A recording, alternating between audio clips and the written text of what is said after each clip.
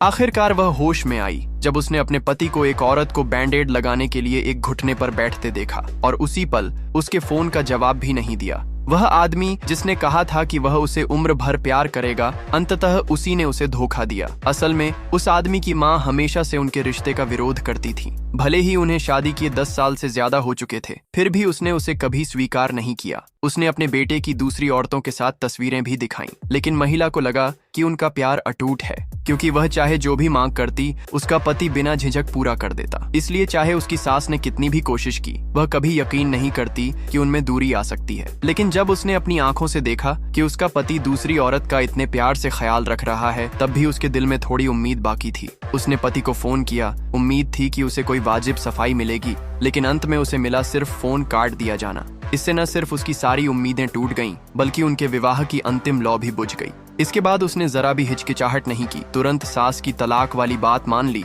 और एक शर्त रखी। उसे मुआवजे के तौर पर 1 अरब युआन चाहिए था। कभी उसका पति उसे खजाने की तरह संजो कर रखता था, लेकिन अब वह उसकी तरफ देखना भी नहीं चाहता था, क्योंकि उसने अपनी सास की इच्छा के मुताबिक तलाक मान लिया था। इसलिए अब उसने कोई घुमा फिराकर बात नहीं की, सीधे दस्तावेजों के नीचे तलाक के कागज रखकर आदमी को बिना बताए साइन करवा लिया। फिर उसने अपने सारे गहने बेच दिए, शादी की अंगूठियां भी, और सारी रकम चैरिटी में दान कर दी। पति, जिसे कुछ पता नहीं था, घर आया तो पाया कि उस औरत की सारी चीजें गायब हैं। तभी उसे बेचैनी की एक हल्की सी लहर महसूस हुई।